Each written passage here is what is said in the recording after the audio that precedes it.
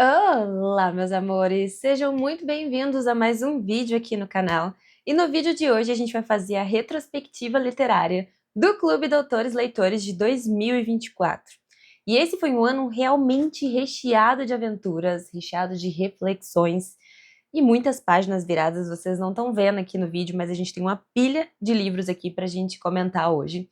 A gente foi do calor do sertão brasileiro para várias paisagens melancólicas, a gente andou por Comala, a gente viajou por vários mundos extraordinários, todos eles criados por mentes extremamente brilhantes.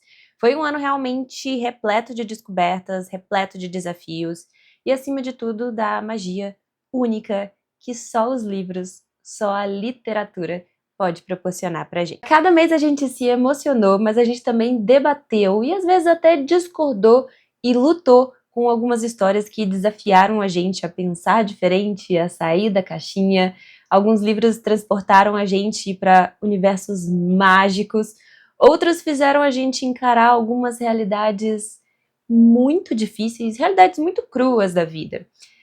Houve riso, houve lágrimas, muitas reflexões, a maioria das vezes reflexões profundas, mas também houve aquele prazer indescritível de terminar uma leitura acompanhada de vocês e sentir que alguma coisa dentro da gente mudou para sempre, porque afinal de contas é isso que a literatura faz, né?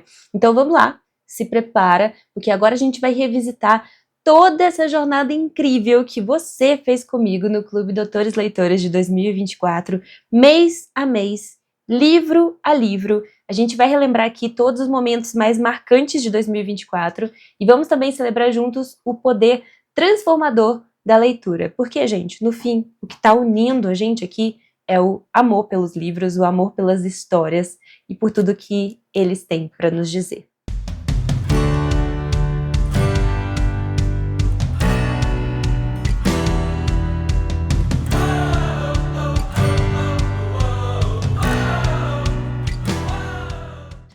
Vamos começar então falando mês a mês o que a gente leu. No Clube Doutores Leitores a gente sempre lê 2 livros por mês. Em janeiro de 2024 a gente começou o ano com a leitura de O Apanhador no Campo de Centeio e também com o livro O Corcunda de Notre Dame, do Victor Hugo. Eu vou falar um pouquinho sobre cada uma das leituras. Bom, O Apanhador no Campo de Centeio vai contar a história de um adolescente perdido entre a infância e a vida adulta que decidiu vagar pelas ruas de Nova York depois que ele foi expulso de mais um colégio, né? Holden Caulfield, ele não vai ser só um personagem comum da literatura, ele vai ser comparado por vários leitores como uma voz que vai ecoar toda a angústia, todo o ceticismo, toda a inquietação que muitos adolescentes já sentiram naquela fase ali que a gente tá para amadurecer, né? O personagem vai criticar ferozmente o que ele chama de falsidade do mundo dos adultos. Enquanto isso, ele vai tentando, ao mesmo tempo, desesperadamente desvendar um pouco, proteger essa visão idealista que ele tem da infância, tentar amadurecer sem se perder. E o que torna esse livro tão único, mas também muito desafiador, é a técnica de escrita do J.D. Salinger. Ele vai utilizar uma narrativa em primeira pessoa que vai ser tão íntima que vai parecer que a gente está lendo os pensamentos diretos da cabeça do Holden. O vocabulário ele é informal, mas ele é cheio de repetições, ele é cheio de interrupções, e isso reflete essa mente turbulenta de um jovem. E essa escolha de estilo de escrita faz com que a gente entre na pele do protagonista, a gente fique confuso também, mas vai deixar a leitura um pouco mais lenta, um pouco mais agarrada, principalmente para quem não está acostumado com esse tipo de narrativa. Foi uma leitura que não agradou a todos do clube, mas foi uma leitura que todo mundo entendeu a relevância para o período. Afinal de contas, aqui no clube a gente sempre fala do contexto, né? Na minha opinião, não é uma leitura fácil, tá?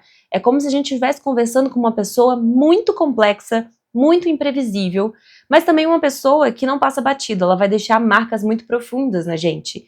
A relevância do livro está exatamente nessa capacidade que ele tem de provocar reflexões muito intensas, faz a gente pensar um pouquinho sobre a formação da nossa identidade, sobre o nosso crescimento, mas para mim foi um livro 3 estrelas, por causa dessa intensidade emocional, desse estilo bem polarizado, mas também foi uma leitura mais agarrada, uma leitura mais difícil, né? A nossa segunda leitura do mês foi 50% do livro Corcunda de Notre Dame. E aqui eu vou desejar a vocês que sejam bem-vindos a Paris do século XV. A gente vai ver a Catedral de Notre Dame como um cenário, mas também como um personagem. O Victor Hugo aqui ele vai fazer toda a catedral como se ele fosse o coração pulsante da cidade. Ele vai descrever tão detalhadamente tudo que tem aqui, as ruas de Paris, a catedral, que até quem nunca colocou os pés lá naquela cidade, lá em Paris, vai conseguir visualizar as torres da catedral, os vitrais coloridos, o som dos sinos. Ele é realmente um mestre na descrição, apesar de se tornar a leitura também um pouco mais agarrada, né? A narrativa de Victor Hugo ela é muito grandiosa, mas por isso mesmo ela exige paciência. Então toda aquela descrição vai parecer longa, vai parecer densa. É quase como se o autor estivesse pintando um quadro, só que palavra por palavra, mas ao mesmo tempo ele vai transportando a gente para dentro da cidade e desafiando, porque o ritmo da leitura, quando ela é muito detalhista, ela é muito difícil, né? As descrições aqui, elas, apesar de tornarem a leitura mais difícil, elas não são só ilustrativas, tá? Elas fazem parte da história. Elas inserem a gente na vida do Quasimodo, da Esmeralda, do Frollo, e sem essa descrição, talvez essa leitura não fosse tão poderosa. Além disso, gente, todos os personagens do Victor Hugo, eles são praticamente um espetáculo à parte, né? Quasimodo, que vai ser esse cineiro deformado, ele vai encantar a gente com toda essa bondade oculta por toda a sua feiura. A Esmeralda, com toda aquela beleza e pureza, vai iluminar toda a história, ao mesmo tempo que me deixou chocada, porque ela é praticamente uma criança. Os recônditos ali de Paris, o Frollo, que tem essa obsessão doentia pela Esmeralda. Tudo nessa história vai personificar essas contradições de ser humano. E apesar, como eu já falei, dessas passagens exigirem um esforço, o resultado dessa leitura realmente é uma imersão muito profunda dentro da cidade de Paris, que está cheia de vida no momento, e também dentro da vida dos personagens, porque o autor é tão impressionante que ele consegue transformar a cidade e a catedral em personagens. Por isso, eu dei 5 estrelas nesse livro, pela qualidade da narrativa, pela qualidade da história, pela qualidade da escrita. É impressionante esse livro, né? Em fevereiro de 2024, a gente finalizou a leitura de Corcunda de Notre Dame, que foi lida em 2 meses, tá? E a nossa leitura principal de fevereiro foi o livro Aprender a Falar com as Plantas, da Martha Oriols. E vai mostrar pra gente que lidar com luto nunca vai ser fácil. A autora vai convidar a gente a caminhar lado a lado com uma mulher que vai enfrentar uma perda devastadora. Paula é a personagem principal, ela é uma médica muito bem sucedida, e em um único dia ela vai ter a vida virada de cabeça para baixo, porque naquele dia vai acontecer a morte repentina do parceiro de vida dela, o Mauro, e o golpe vai ser ainda mais duro, porque alguns minutos antes desse trágico evento, ele havia confessado para ela que queria terminar o relacionamento, porque ele estava apaixonado por outra. Gente, essa aqui é uma narrativa muito introspectiva, muito delicada, mas extremamente visceral. A autora vai construindo a história de uma forma que a gente sente cada etapa do luto da Paula. A gente vai sentir a raiva, a gente vai sentir a tristeza, a gente vai sentir a aceitação, e tudo isso com uma linguagem muito poética, muito sensível. O que ela faz aqui é ímpar, o jeito que ela vai explorando a solidão, o autoquestionamento, toda a força necessária que a personagem vai precisar ter para recomeçar. Isso aqui não é só um livro sobre perda. A personagem vai passar por um reencontro com ela mesma. Na época da leitura, que a gente finalizou essa leitura, eu avaliei esse livro com 4 estrelas. Mas hoje, pensando sobre esses livros, eu percebi que ele é um dos poucos que ainda ficou na minha memória, ressoando. Quando eu penso nesse livro, ele ainda mexe com as minhas emoções. E por isso eu mudei minha avaliação para 5 estrelas. Porque ele é uma obra que cresce com o tempo. É muito impactante, é inesquecível como a linguagem da Martha Oriols abraça a gente, transforma a gente como leitor. Eu li esse livro em fevereiro, e até hoje eu lembro dessa história como se eu tivesse lido ontem. E pra mim, isso é o que caracteriza um livro bom. Existem livros que são esquecíveis. A gente lê, pode ser bom, pode ter um entretenimento, mas aquilo ali acabou, não marca você, não vai ficar pra sua vida. O que eu já não posso dizer desse aqui. No final da leitura, ele não teve o impacto que hoje ele tem na minha memória. O que caracteriza pra mim um livro impressionantemente bom. Eu já falei pra vocês que a leitura de Corcunda de Notre Dame foi sensacional, que a gente leu ele em 2 meses, janeiro e fevereiro. Mas o que eu não falei pra vocês é que em fevereiro a gente leu o desfecho desse livro. E, gente, é um desfecho avassalador. A gente leu junto com Aprender a Falar com as Plantas. Então, é uma tragédia sem fim. E ler junto com esse outro livro trouxe um impacto muito grande e mostrou realmente que Victor Hugo é um mestre literário, né? Só queria comentar isso com vocês porque foi importante essa leitura desses 2 livros juntos em fevereiro.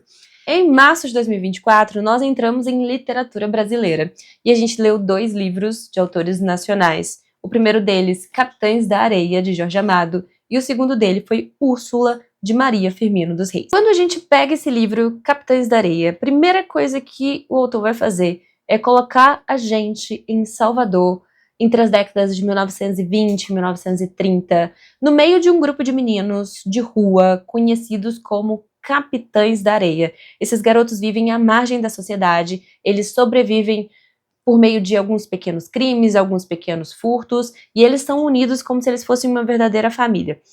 Todo esse grupo é liderado por um garoto muito carismático, que se chama Pedro Bala, e juntos eles vão enfrentar uma realidade que é muito dura, dentro de um sistema que rejeita eles veementemente, ao mesmo tempo que eles vão buscar ali cada uma a sua maneira, dar um sentido para essa vida que é tão abandonada.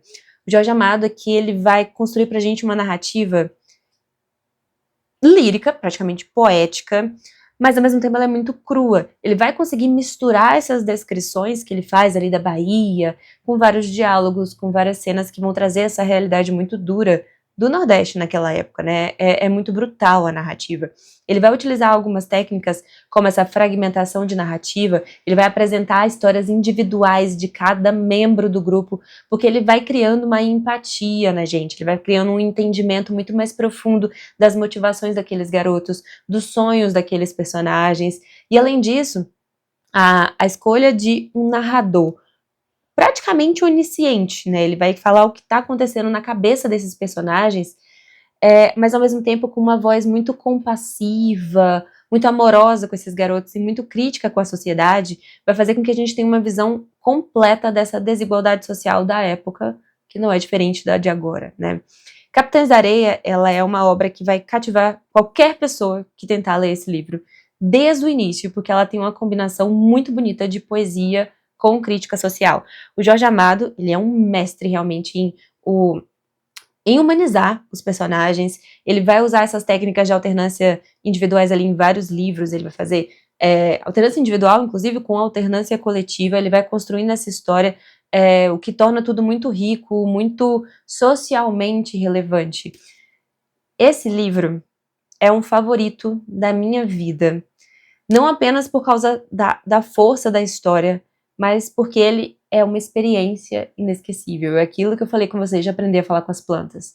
Uma experiência inesquecível. Eu vou ler esse livro 30 vezes e ele vai continuar sendo um dos favoritos da minha vida. Falando agora um pouquinho da nossa leitura extra do mês de março, a gente leu Úrsula, de Maria Firmino dos Reis, que é uma das primeiras obras da literatura abolicionista brasileira e uma das pioneiras escritas por uma mulher. Maria Firmino dos Reis vai contar a história desse livro que se passa no Maranhão e vai abordar alguns temas como escravidão, amor, injustiça, com um olhar extremamente sensível, mas o mais interessante é que é extremamente progressista para a época.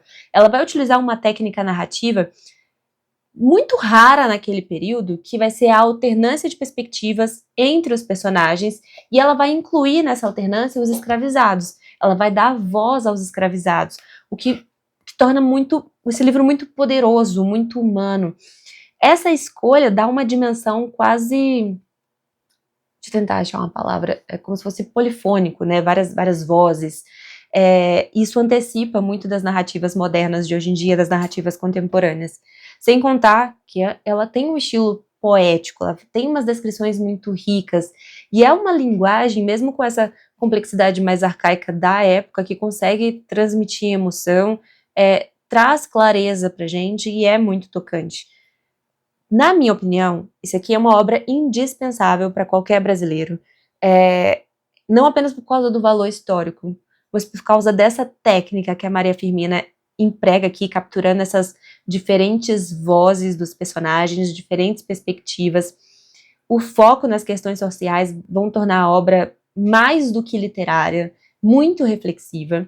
Eu dei para esse livro 4 estrelas por causa desse pioneirismo, por causa dessa habilidade técnica, mas também porque eu não sou tão fã de melodramas, e esse aqui é um livro de melodrama, né? O que importa é aquilo que eu sempre falo nos nossos vídeos de apresentação das leituras no clube. Passar a história principal e entender o contexto e a relevância do livro, para aí sim a gente conseguir classificar um livro como bom ou ruim, dependendo do tempo e da época que ele se insere. E esse livro aqui, ele é uma excelência pensando nisso. Nós saímos do Brasil em março e fomos direto para Moçambique em abril de 2024, onde a gente leu o livro Mapeador de Ausências, do Mia Couto, e Moçambique com Z de Zarolho, do Manuel Mutimucuyo. São 2 livros extremamente interessantes. Em Mapeador de Ausência, a gente vai ter um livro baseado nas memórias familiares do Mia Couto, e ele vai combinar toda essa delicadeza da memória dele com alguns eventos históricos de Moçambique. Esse livro ele só foi publicado no Brasil em 2021, mas ele vai trazer 2 momentos cruciais da história de Moçambique, que é a Guerra de Independência ali nos anos 1970 e toda a devastação que aconteceu em Moçambique causada pelo ciclone tropical de 2019. A história vai girar em torno de um personagem que se chama Diogo Santiago. Ele é professor, ele é escritor e ele é moçambicano. E ele vai voltar à cidade de Beira, entrando ali numa caixa de memórias, ele vai investigar documentos oficiais do período ditatorial. E o autor ele vai utilizar essa prosa dele, que já é consagrada, já é muito conhecida, para construir ali um diálogo entre o passado de Moçambique e o presente dessa narrativa. É como se ele estivesse costurando a história da nação de Moçambique, tentando ao mesmo tempo encontrar a sua identidade em meio a todas aquelas marcas da colonização, aquelas marcas da modernidade. E essa escolha de temas ali, como memória, ausência e pertencimento, vai transformar essa obra aqui num retrato do autor. E é um retrato que pode ser levado ali para um âmbito mais universal. Toda a história ela vai ligar histórias individuais e histórias coletivas aqui de Moçambique, vai ligar algumas experiências pessoais do autor relacionadas à perda, vai falar um pouco das ausências históricas de uma nação. É bem interessante, tá? Esse aqui é um exemplo de como a literatura pode unir memória, história e poesia num único livro, num único enredo. E a técnica do autor é muito legal, porque ele vai usar muitas metáforas, muitas descrições minuciosas, e essas descrições vão enriquecer a nossa experiência como leitor, vai transportar a gente para esse cenário, para essas emoções da história de Moçambique. Para mim, esse é um livro 5 estrelas, e é um livro que faz a gente evoluir emocional e intelectualmente, principalmente conhecendo a história de um país que não é tão estudado aqui assim no Brasil. A nossa leitura extra foi Moçambique com Z de Zarolho, publicado em 2018, já é um livro mais recente. E aqui a gente vai ter uma ficção irônica e bastante inteligente, que vai falar sobre questões reais, sobre identidades, sobre políticas, sobre complexidade linguística de Moçambique.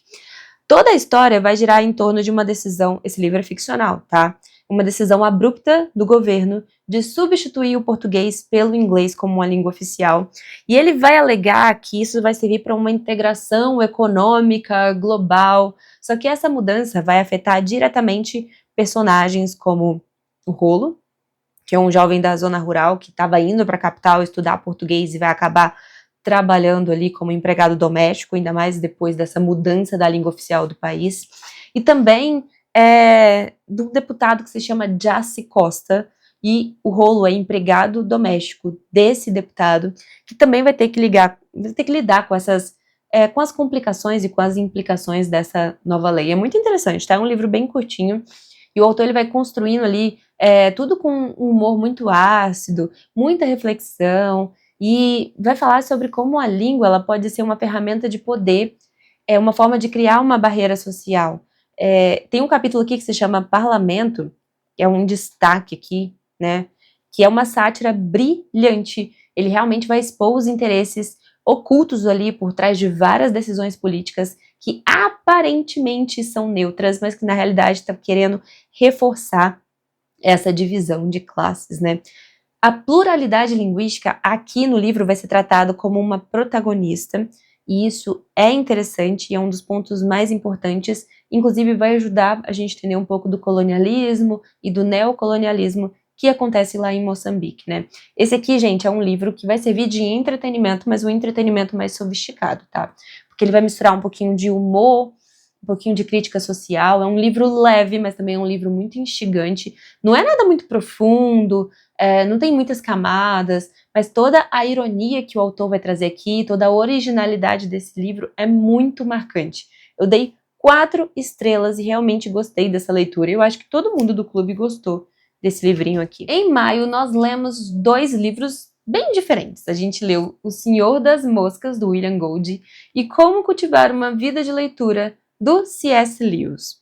2 livros extremamente diferentes e que fizeram o nosso mês de maio ser bastante interessante. Aqui a gente vai acompanhar um grupo de crianças e alguns adolescentes que vão ficar presos em uma ilha deserta depois de um acidente de avião.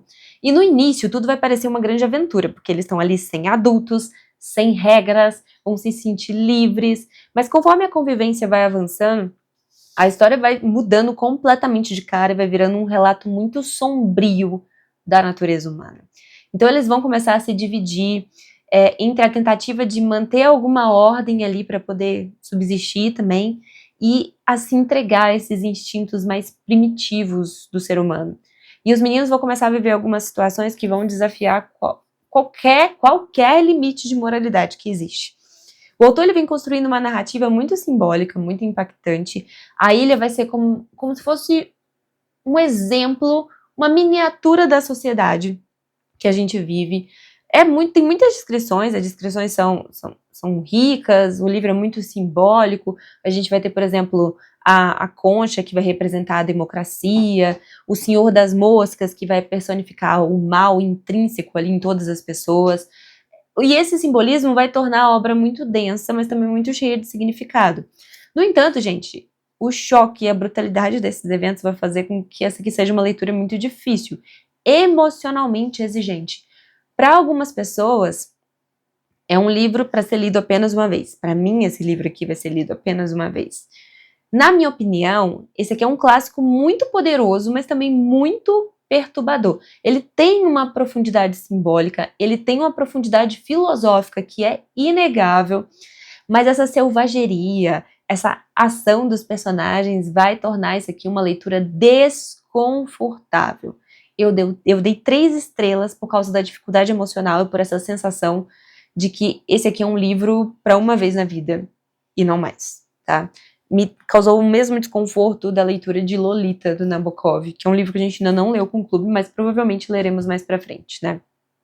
Graças a Deus que junto com esse livro a gente leu um livrinho muito mais levinho, que é o Como Cultivar uma Vida de Leitura, esse pequenino livro aqui do C.S. Lewis, mas que também é um convite muito caloroso pra gente pensar sobre a leitura, pensar sobre a magia do que é ler, né?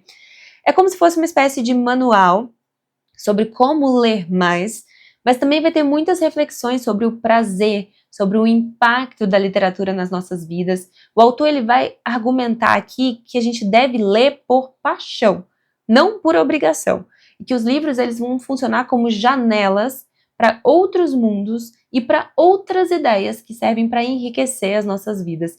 E a simplicidade e a sinceridade com que Lewis escreve isso tudo aqui fazem com que essa seja uma leitura muito agradável, muito inspiradora. É difícil a gente ler isso aqui e não pensar em outros autores que a gente já leu no clube, como, por exemplo, Alberto Manguel, Ítalo Calvino, Algumas obras que também vão abordar a leitura, também vão falar do amor pela literatura como algo transformador. E assim como esses livros, isso aqui vai lembrar pra gente que a literatura é uma companhia essencial, que ela atravessa o tempo e que até hoje ela conecta as nossas almas com as almas de quem já viveu, né? E com quem tá vivendo do outro lado do mundo.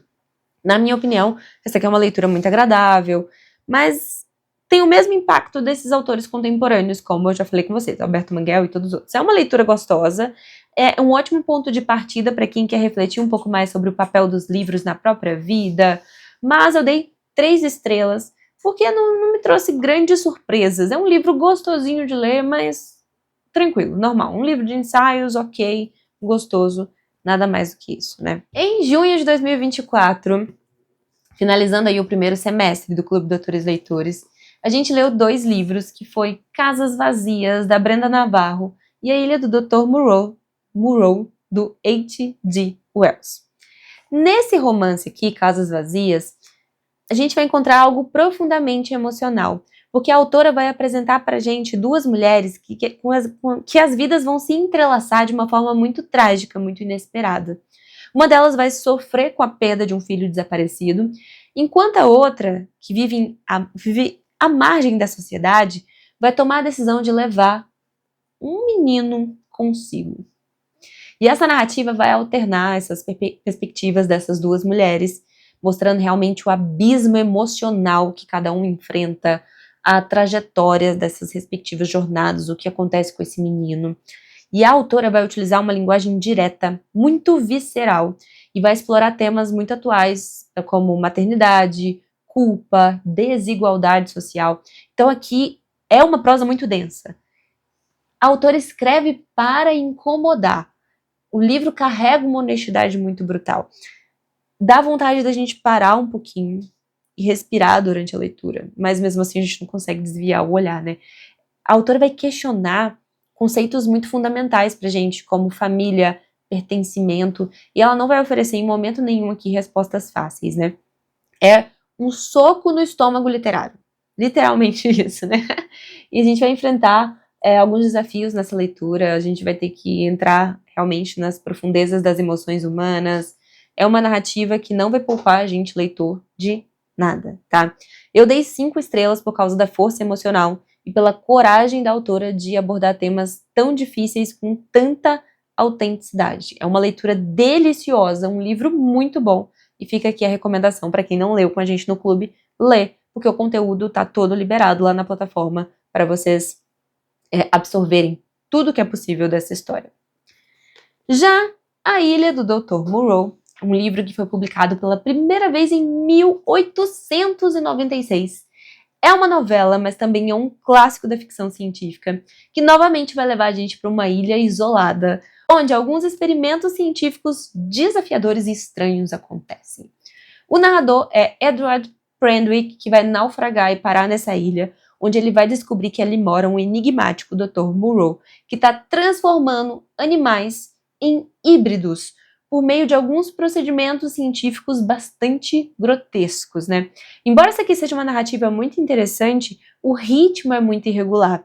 A gente tem muitas descrições dos experimentos que deixam a leitura um pouco desconfortável para alguns leitores que são mais sensíveis, mas ainda assim a obra vai explorar questões que são muito importantes, questões éticas, questões filosóficas, limites da ciência, o que define a humanidade, mas algumas partes parecem datadas, sabe? Excessivamente detalhistas. É um livro que causava muito impacto há uns tempos atrás, mas hoje em dia, com tudo que a gente vive, com tudo que a gente passa, ainda é um livro bom, mas acho que perdeu um pouquinho desse impacto psicológico que tinha antigamente, né? É uma leitura provocativa, mas vai exigir um pouquinho de paciência, mesmo sendo um livro curtinho. E apesar de todo o valor que ele tem como clássico, de todas as reflexões que ele traz, é uma experiência de leitura que possa ser desgastante, tá? Porque não é tão rápido, tão fluido, mas é legal, tá? Eu dei 3 estrelas por causa dessa relevância histórica, mas é um livro que vai ser difícil, um pouco mais difícil para leitores mais contemporâneos, tá? É uma leitura gostosa, mas perdeu um pouco da magia com o tempo. Entrando agora no segundo semestre de 2024, começamos muito bem com duas leituras incríveis. Sim, nós lemos esses dois livros em um único mês, que é Jane Eyre, da Charlotte Brontë, este calhamaço, e Sempre Vivemos no Castelo, da Shirley Jackson. Lemos esses dois livros em um único mês, dá pra acreditar, é muita coisa, né? Falando um pouquinho de Jane Eyre, ele foi publicado em 1847 e é um marco na literatura gótica, no romance de formação. E aqui a gente vai acompanhar a história de Jane, uma órfã que vai superar uma infância extremamente difícil e vai se tornar uma mulher independente, resiliente. A jornada dela da infância até a vida adulta vai levar ela a Thornfield Hall, onde ela vai trabalhar como governanta e vai conhecer o enigmático Sr. Rochester e vai iniciar um romance ali cercado de mistérios. A autora ela vai utilizar a narrativa em primeira pessoa profundamente envolvente, permitindo que a gente compartilhe os pensamentos, compartilhe as emoções de Jane de uma maneira muito íntima. Ela vai combinar alguns elementos góticos, como esse ambiente sombrio ali de Thornfield Hall, todos os segredos daquela mansão, mas também vai trazer algumas críticas, alguns temas sociais, alguns temas psicológicos. Tudo isso vai tornar essa obra cheia de camadas. Além disso, gente, essa personagem, a força da Jane como protagonista, toda essa luta que ela tem para ser mulher, para ter sua própria autonomia no mundo que vai subestimar ela o tempo inteiro. Isso aqui é uma das grandes contribuições da obra para a literatura. A força da mulher em qualquer época, né? Essa é uma leitura que vai, ao contrário da Ilha do Dr. Moreau, que resistiu muito bem ao tempo, tá? Jane, ela continua sendo essa mulher, essa protagonista inspiradora, a trama continua sendo cativante, a história continua sendo impecável, vai ali alternar alguns momentos mais belos, mais líricos, com muita tensão também emocional. Eu dei 5 estrelas, e esse aqui é um dos favoritos da vida. Não vou dizer que eu favoritei, não. 5 estrelas, porque é um dos bons livros que eu já li na minha vida. Vai manter a gente imerso ali, do início ao fim da leitura, mesmo sendo um calhamaço. E junto com ele nós lemos nada mais nada menos do que Sempre Vivemos no Castelo, da Shirley Jackson, que é um romance muito sombrio também, muito peculiar. Ele foi publicado em 1962 e toda a história vai se passar numa pequena cidade ali, onde Mary Catherine, conhecida como Mary Cat, narradora da história, e a irmã dela, Constance, e o tio Julian vão viver isolados depois de um misterioso evento que deixou o resto da família delas morta, né? Mary Cat, ela vai narrar a história como uma personagem muito diferente. Ela tem uma mente muito peculiar, muito intrigante, o que vai deixar a gente sentindo esse estranhamento inicial da leitura. E a autora, ela vai construindo uma atmosfera de tensão que vai crescendo ao longo da narrativa, vai misturando elementos de suspense psicológico com horror gótico. A ambientação do livro é muito sufocante. A gente tem a casa dos Blackwood, que vai se tornar também um personagem do livro, né? É uma prosa econômica? Sim, porque é um livro curto, mas cada palavra é importante, né? Cada palavra tem um significado.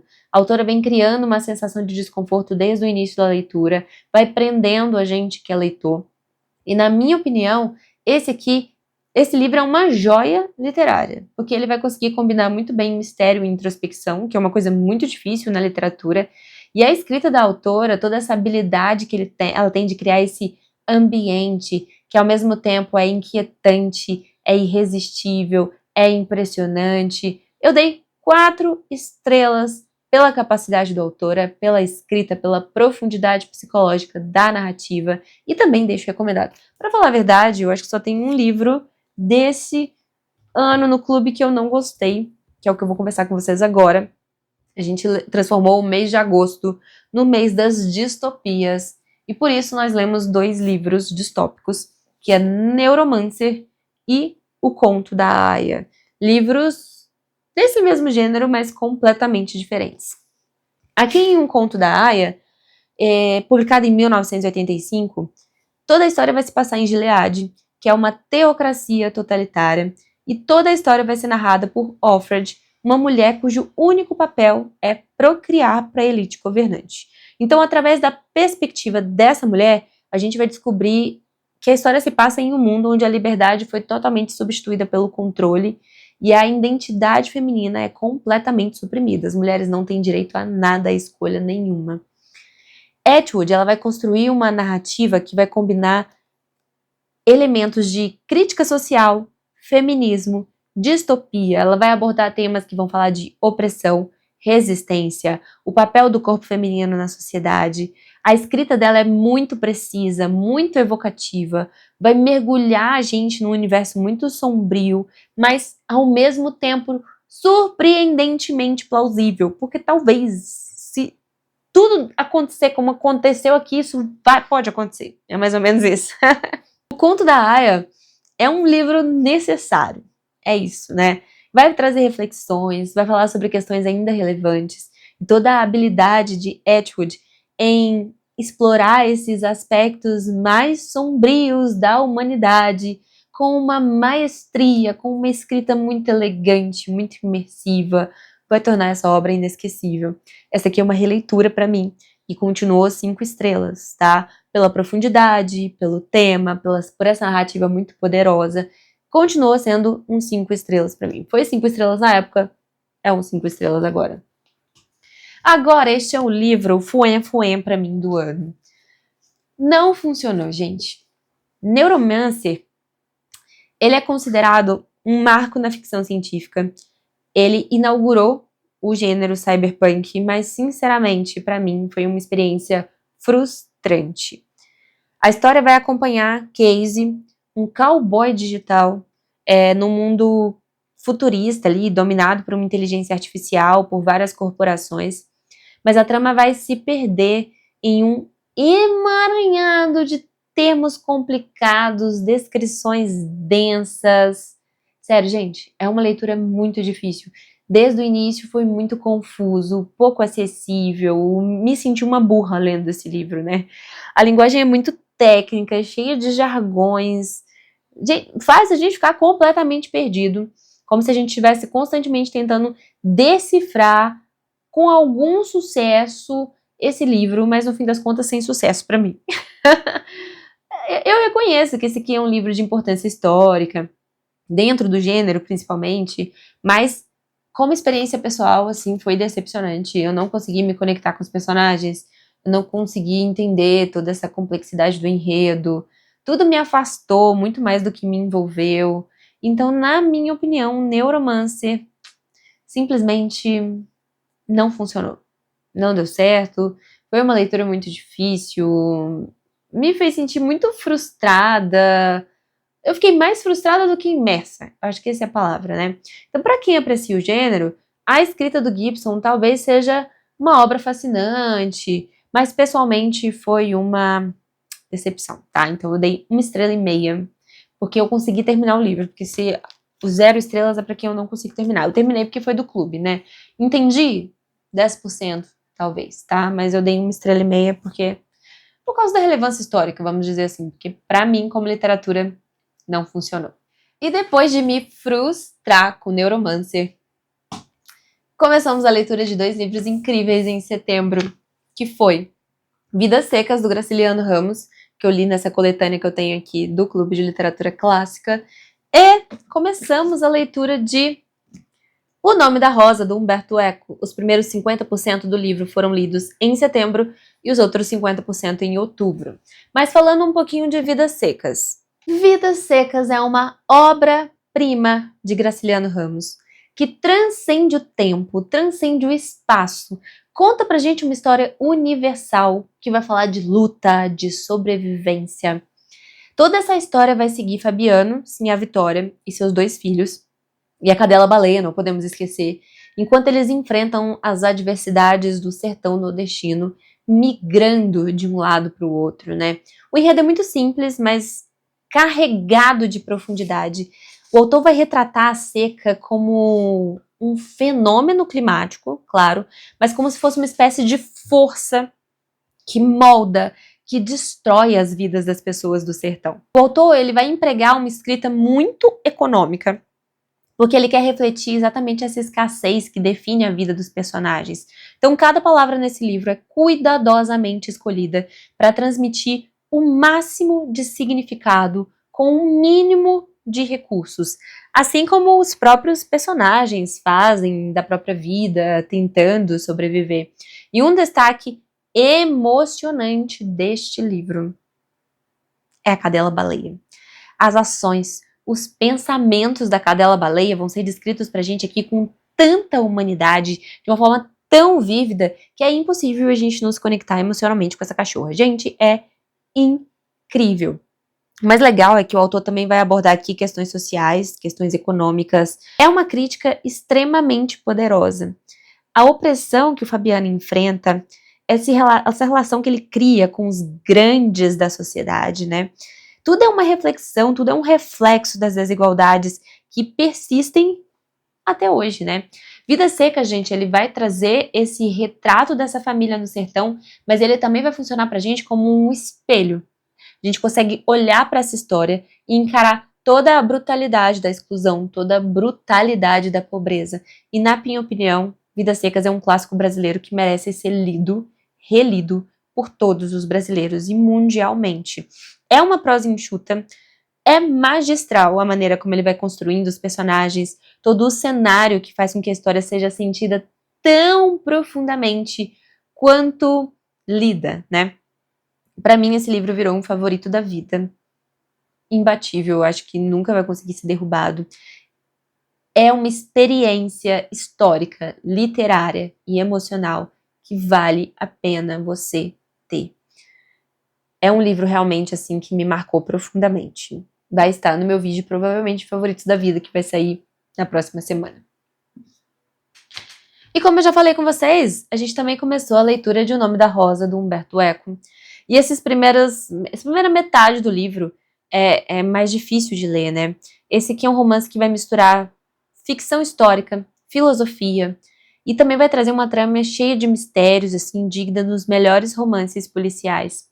Toda a história vai se passar no mosteiro beneditino do século XIV, onde uma série de mortes misteriosas vai atrair a atenção de um monge franciscano chamado Guilherme de Bacasville e do aprendiz dele, Adson de Melk. Mas na primeira metade desse livro, o Eco apresenta pra gente esse mosteiro, as relações muito complexas ali entre os habitantes. Só que ele vai descrever o ambiente com uma riqueza de detalhes impressionante. Ele vai descrever cada pedra da biblioteca, cada livro proibido, cada debate teológico vai ganhar vida na página desse livro. No entanto, gente, essa densidade também vai ser desafiadora, porque o autor ele não vai economizar, tá? Ele vai dar explicação histórica mesmo, explicação filosófica, e você só vai aproveitar esse livro se você conseguir superar até as 200 primeiras páginas, né? O ritmo inicial é deliberadamente lento, mas ele fala que a gente precisa construir esse mistério, essa tensão. E ele vai utilizar o mosteiro para explorar temas como a luta entre a fé e a razão, como o poder da palavra escrita versus as intrigas políticas da igreja na Idade Média. E o personagem Guilherme, com toda aquela lógica afiada, com esse espírito inquisitivo, vai ser uma espécie de Sherlock Holmes medieval, enquanto Adson vai oferecer uma perspectiva um pouco mais ingênua, mas assim, igualmente fascinante de toda a história, tá? Esses primeiros 50% foram desafiadores. A primeira metade do livro é realmente difícil de ler. É uma viagem intelectual, vamos dizer assim, requer trabalho, requer dedicação, mas apesar de toda essa densidade da narrativa, o mistério vai se desenrolando, vai sendo intrigante ler, vai manter a gente que é leitor atento, né? Eu dei 4 estrelas pela riqueza de detalhes, pela combinação magistral, mas talvez esse seja um livro que mais pra frente vai merecer uma releitura e talvez mude para 5 estrelas, tá? Eu preciso de mais amadurecimento intelectual, talvez, para conseguir apreciar ainda mais essa leitura, né? Em outubro de 2024, como eu já falei com vocês, a gente finalizou essa leitura de O Nome da Rosa, mas a nossa leitura principal do mês foi Um Amor Incômodo, da Helena Ferrante. Aqui a gente vai participar de uma jornada de reconciliação com o passado. É isso. Esse livro foi publicado em 1992 e toda a história vai girar em torno de Délia, uma mulher que está voltando ali para a cidade natal dela, em Nápoles, para o funeral da mãe dela, Amália. E a partir desse momento ela vai ficar imersa em algumas memórias da infância, em um turbilhão de emoções. Ela vai começar a questionar essa relação conturbada que ela tinha com a mãe, vai descobrir alguns segredos familiares que estavam escondidos até agora, né? Então, assim, é um livro interessante, curtinho de ser lido, é muito imersivo, é muito emocional. O autor explora esses laços familiares de uma maneira muito honesta, muito crua. Ele vai construindo Nápoles ali como um personagem também da história. Nápoles vai ser cheia de cores, de cheiros, de tensões, tudo ligado aos conflitos internos da Délia, dessa personagem principal. A narrativa é interessante porque ela vai misturar um pouquinho de mistério com introspecção. A autora Helena Ferrante vai presentear a gente realmente com uma análise muito profunda dos relacionamentos, do impacto duradouro da família na formação da identidade, da personalidade, do caráter de um adulto.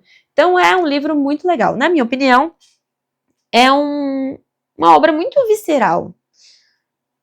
O livro vai prender a gente por causa dessa honestidade desconfortável da narrativa da autora. Ferrante vai entregar aqui uma história muito poderosa, muito emocionalmente rica, e isso vai manter a gente preso nas páginas do livro. A história vai ficar presa na nossa mente como leitor. Então, por isso que eu dei 5 estrelas aqui, pela intensidade emocional que a Helena Ferrante causa na gente. É uma habilidade, assim, impressionante que ela tem. Ela disseca mesmo essas relações humanas, o que faz a gente ficar preso nos livros dela. E como eu já falei com vocês, a gente finalizou os outros 50% de O Nome da Rosa, a segunda metade. E aí, gente, na segunda metade o livro fica bem mais fluido, tá? O mistério vai atingir o ápice. O Guilherme e o Addison, eles estão ali no meio daquelas intrigas do monastério. Então a gente tem várias revelações. Tudo vai aproximando a gente ali do cerne desses assassinatos, mas também vai aumentando um perigo. E aí o livro fica realmente interessante. Depois que você supera a metade dele, o ritmo acelera, os segredos da biblioteca começam a ser desvendados, algumas mentes ali dos monges começam a ser avaliadas. Então vai ficando bem mais interessante. Os últimos 50% desse livro aqui são mais animados. Nessa parte aqui da narrativa, as reflexões ganham menos destaque, mas o autor começa a explorar alguns temas como o poder do conhecimento, censura, os limites entre a fé e a heresia. As descrições do mosteiro e da biblioteca continuam ricas, mas agora elas vão ser mais complementadas ali com uma atmosfera de urgência, de suspense, o que vai fazer com que a gente fique mais engajado até o final da leitura. E o desfecho, gente, é realmente grandioso. Grandioso, muito interessante. Vai trazer tanto essa resolução do mistério, quanto novas questões que o Eco queria deixar em aberto aí na nossa mente, pra gente, leitor, poder refletir. É uma conclusão que recompensa toda essa jornada, toda essa paciência, todo o esforço investidos na leitura. E é isso que importa, né? Em novembro, gente, novembro foi um mês sensacional.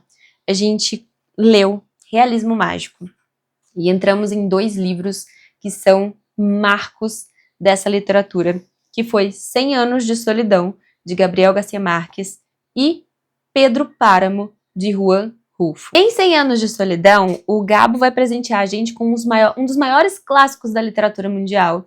Ele foi publicado em 1967 e aqui a gente vai acompanhar a saga da família Buendia ao longo de várias gerações em Macondo, uma vila onde o extraordinário vai se misturar ali com o cotidiano. É um retrato inigualável do realismo mágico. Toda a história vai começar com José Arcádio Buendia, esse patriarca visionário que vai fundar Macondo e vai seguir vários ciclos ali de paixão, guerra, tragédia, solidão, que vão moldar a família Buendia, toda a trajetória dessa família. A escrita de Gabo é única, é incomparável. Ela é poética, desafiadora, completamente diferente de tudo que eu já tinha lido. Um dos grandes desafios dessa leitura realmente estão nos nomes repetidos ali ao longo das gerações, vários personagens com o mesmo nome, isso causa uma confusão, mas ao mesmo tempo reforça essa ideia de ciclos intermináveis que vão definir a família Buendia e definem também todas as outras famílias, né? Mas apesar de ser uma leitura densa e difícil, é extremamente recompensadora. A gente consegue imergir na história. Cada página a gente fica preso. Aqui o autor cria um universo brilhante, profundamente humano. A gente quer conhecer a cidade de Macondo. E o mais legal é que recentemente saiu agora uma adaptação da Netflix que prometeu trazer Macondo para as telas da sua casa, né? Mas eu confesso que eu ainda não assisti a série. Eu tenho um receio de que ela não consiga capturar toda essa grandiosidade do universo que Gabo criou na minha cabeça, né? Eu criei na minha cabeça junto com a ajuda dele. Um lugar ali onde a imaginação se mistura com as palavras, tá tudo ali em perfeita harmonia. Macondo, pra mim, é uma cidade perfeita. E não sei se a Netflix vai conseguir copiar tão bem o que eu tô imaginando, né? Gente, 100 Anos de Solidão não é uma leitura fácil, mas é incrivelmente gratificante e prazerosa. A prosa do autor vai envolvendo a gente de uma forma que é impossível a gente sair de Macondo sem levar um pedacinho de Macondo com a gente e sem ser transformado por essa leitura. Esse livro aqui já virou um dos favoritos da minha vida, por toda essa complexidade narrativa, por essa beleza incomparável da escrita de Gabriel Garcia Marques. Foi o primeiro livro que eu li do autor e agora, como vocês sabem, vou ter que ler outros para saber se tudo é incrível desse jeito, né? E para finalizar o mês de novembro, a gente leu Pedro Páramo, de Juan Rulfo, que é o grande mentor de Gabo. Esse livro foi a inspiração para ele escrever 100 Anos de Solidão. E esse aqui, se vocês notarem que a claridade mudou um pouquinho, é que a bateria do meu celular acabou e eu tive que começar de novo, esperar carregar um pouquinho para poder voltar aqui para o nosso vídeo.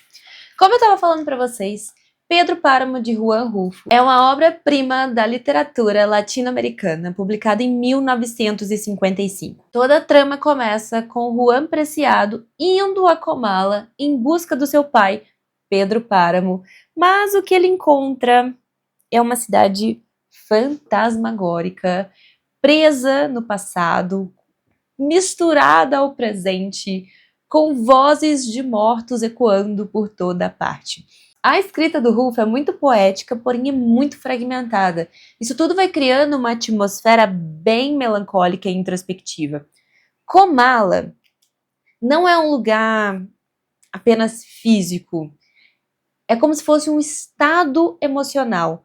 Comala é um reflexo de todas as dores e de todos os arrependimentos dos habitantes que já moraram lá.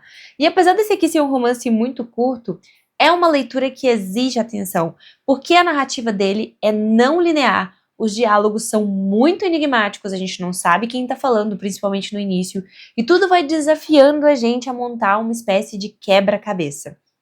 Eu assisti o filme adaptado pela Netflix, que saiu também em novembro, e eu fiquei impressionada com todos os cenários criados, tudo capturou muito perfeitamente essa essência muito sombria, até meio etérea aqui da história.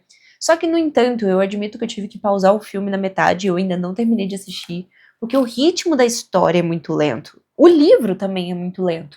Tudo é muito melancólico e claro que eu fiquei com sono. Óbvio. Então eu ainda tenho que assistir a outra metade do vídeo. Eu ainda pretendo terminar, porque eu acho que o filme vai complementar muito bem a experiência literária, porque ele trouxe muito visualmente essa atmosfera única de Comala e eu achei que ficou muito, muito parecido. Na minha opinião, Pedro Páramo é uma obra que vai encantar a maioria das pessoas, mas também é muito desafiador. Tanto na versão literária, posso dizer agora, como também na versão cinematográfica. A escrita do autor aqui é como se fosse um sussurro, ele vai falando baixinho, vai entrando na nossa mente, e a gente fica pensando nesse livro muito depois que ele termina.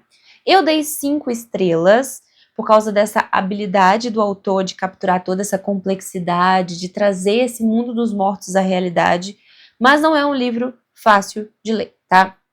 E para finalizar, gente, em dezembro de 2024, a gente leu 2 livros que trouxeram um no clima de Natal, vamos falar a verdade, e um outro que trouxe uma reflexão importante para o fim do ano, que é O Deserto dos Tártaros, do Dino Buzzati, e Quebra-Nozes, a versão original do E.T.A. Hoffmann. O Deserto dos Tártaros foi publicado em 1940 e, inicialmente, o autor queria trazer uma narrativa muito profunda, muito introspectiva, muito simbólica, mas também trouxe uma literatura muito reflexiva. Toda a história vai seguir Giovanni Drogo, que é um jovem oficial que foi designado para uma fortaleza remota que fica na fronteira ali de um vasto deserto chamado Deserto dos Tártaros. Ali, ele e alguns outros soldados estão esperando um ataque iminente dos tártaros que é um inimigo que vai chegar a qualquer momento, mas também pode nunca chegar. Dino Buzzati ele vai construindo um cenário de isolamento muito interessante, um cenário de monotonia, e o deserto é esse símbolo dessa passagem do tempo, né? O símbolo de todas essas oportunidades perdidas, toda essa luta humana contra a insignificância, a favor de um significado na vida. É uma narrativa propositalmente lenta. Ela quer refletir a rotina monótona da fortaleza, esse sentimento de espera eterna que o personagem convive. É uma escrita muito minimalista. O autor vai convidar a gente para refletir sobre o sentido da vida, sobre a passagem do tempo, o que significa viver com um propósito ou em busca de um propósito. O Deserto dos Tártaros é um livro que vai trazer reflexão, mesmo com essa narrativa lenta, mas é uma leitura desafiadora que não entrou no agrado de todos os leitores, né?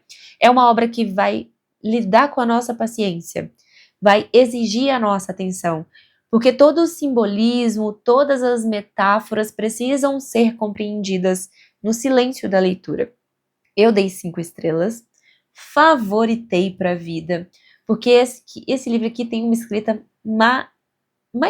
maestral, e literalmente isso, né? Vai trazer muito bem sobre as inquietudes da existência. E por isso, me trouxe muitas reflexões para esse fim de ano, que vão ser fundamentais para o meu 2025. E para finalizar as nossas leituras, vamos falar um pouquinho desse conto gostosinho, que é o Quebra-Nozes, de E.T.A. Hoffmann. Esse conto original foi publicado em 1816. E é uma obra muito mágica, ela vai misturar a fantasia, o encanto da infância. E toda a história vai começar na véspera de Natal, quando a jovem Marie vai ganhar um quebra-nozes de presente. E durante a noite o objeto vai ganhar vida, vai levar ela para um mundo encantado, repleto de batalhas ali contra o rei dos ratos de 7 cabeças, né, rei dos camundongos. E toda uma aventura em terra ali, muito doce, cheia de maravilhas. O autor ele vai criar um conto que é ao mesmo tempo infantil, mas também é muito sofisticado, vai atrair muitos adultos que vão perceber todas essas camadas de simbolismo que uma criança não vai perceber. Mas ainda assim a imaginação transcende o tempo, né? A narrativa ela vai encantar muito por essa riqueza de detalhes, por toda essa atmosfera mágica que ela vai trazer, por conseguir envolver a gente muito bem em cada cena. E por isso que esse livro é um clássico atemporal e inspirou inúmeras adaptações, até mesmo para Broadway. E tem também o famoso balé de Tchaikovsky, que é o Quebra-Nozes, né? Tem uma adaptação também bastante recente na Netflix, mas ela traz um outro olhar sobre essa história muito clássica, né? É uma abordagem mais contemporânea, mais moderna. Esse livro vai ser referência para várias histórias de Natal para o futuro, não tem jeito, né? Até a gente ficar velhinho, a gente vai ver referência desse livro nas histórias de Natal, mas ainda assim é um livro que vai trazer essa essência encantadora, essa essência surreal. Esse aqui é um livro incomparável em termos de profundidade, em termos de charme, e para você não perder nenhuma referência dos filmes de Natal atual, é muito interessante você conhecer também o conto original. Na minha opinião, esse livro aqui vai trazer um pouquinho desse toquezinho da infância que a gente precisa no fim do ano, né? É uma escrita muito gostosa, muito envolvente, vai transportar a gente ali para esse universo mágico da imaginação, que nunca deixa de fascinar a gente, nem quando a gente fica mais velhinho, né? Eu dei 4 estrelas, justamente pela capacidade que o autor tem de encantar, até mesmo adultos, e por causa de toda a influência cultural que o conto exerce até hoje, né? É uma leitura gostosa, mas eu ainda prefiro um conto de Natal do Dickens para ler no final do ano. Bom, gente, aqui a gente encerra a nossa retrospectiva literária do Clube Doutores Leitores de 2024. Foi um ano realmente repleto de aventuras literárias, muitas descobertas marcantes, muitos debates inesquecíveis. A gente leu 22 livros, a gente viajou por diferentes gêneros, diferentes culturas, diferentes épocas. A gente conseguiu ampliar nossos horizontes como leitores e também como pessoas. Esse ano a gente teve a honra de explorar a obra de 14 autores masculinos e 8 autoras femininas, representando aí uma diversidade incrível de vozes no clube. A gente leu 3 autores brasileiros, como Graciliano Ramos, em Vidas Secas, Jorge Amado, em Capitães de Areia, e Maria Firmina dos Reis, em Úrsula. A gente também passeou pela literatura latino-americana com alguns gigantes, como Gabriel Garcia Marques, em 100 Anos de Solidão, Juan Rulfo, em Pedro Páramo, e Brenda Navarro, em Casas Vazias. A gente também conseguiu explorar um pouquinho a riqueza dessa literatura europeia com grandes autores como Victor Hugo em O Corcunda de Notre Dame, Umberto Eco em O Nome da Rosa, Helena Ferrante em O Amor Incômodo e Charlotte Brontë no livro Jane Eyre. E tivemos também o prazer de conhecer mais da literatura africana com Mia Couto em O Mapeador de Ausências e Manuel Mutimucuyo em Moçambique com Zé de Zarolho. E para completar, fechar com chave de ouro, tem os nossos famosos autores norte-americanos de sempre, como J.D. Salinger, William Gibson, Shirley Jackson, que está sempre ali permeando todas as listas de livros com obras impactantes e provocativas, e a gente nunca vai conseguir fugir dos autores norte-americanos, né? Pensando já nos gêneros, a gente explorou alguns clássicos muito marcantes, como Corcunda de Notre Dame, como O Senhor das Moscas, mas a gente também se aventurou pela literatura contemporânea com o livro Aprender a Falar com as Plantas, Casas Vazias. A gente também aprofundou no realismo mágico com 100 Anos de Solidão, Pedro Páramo. A gente foi para ficção científica, a gente foi para distopia, com Neuromancer, o Conto da Aia. Realmente, cada livro trouxe uma experiência muito única pra gente aqui no clube. A gente teve desafios emocionais de obras muito densas, a gente teve o prazer de ler obras mais leves, com reflexões sobre leitura. Foi um ano que conectou a gente com histórias que transformaram a nossa visão de mundo e a nossa visão de nós mesmos. Para 2025, então, a gente tem grandes novidades. Como vocês já sabem, o Clube Doutores Leitores ele tá ficando ainda mais diversificado. A gente oferece agora 4 modalidades para atender todos os tipos de leitores. A gente tem a modalidade gratuita, que é uma porta de entrada fantástica para a literatura, com acesso a todos os grupos do Telegram, encontros virtuais, sprints de leitura. A gente também tem a modalidade Doutores Leitores da Vanguarda, que é perfeito para quem ama alguns clássicos e gosta de explorar algumas obras que são atemporais, como as que lemos aqui esse ano, sei lá, Victor Hugo, o Umberto Eco, o Graciliano Ramos. A gente também tem a modalidade Doutores Leitores Desbravadores, que é ideal para quem prefere literatura contemporânea, traz alguns leitores mais atuais, como, por exemplo, esse ano a gente leu Marta Oriols e Brenda Navarro. E para quem quer o melhor dos dois mundos, que é a maioria dos assinantes aqui do clube, a gente também tem o Doutores Leitores VIPs, que é uma experiência com alguns benefícios exclusivos, como 2 leituras mensais, acesso ali ao podcast Arquipélago de Contos, ao Papo de Segunda, né? Vários marcadores exclusivos e muito mais, né? Bom, gente, o link para se tornar assinante, ele tá na descrição do vídeo, e eu só posso deixar o convite para você se juntar a nós e fazer com que 2025 seja um ano ainda mais transformador de leituras, com mais leituras que inspirem, emocionem e conectem você com esse universo maravilhoso dos livros. É isso, gente. Encontro vocês no nosso próximo vídeo. Até a próxima. Tchau!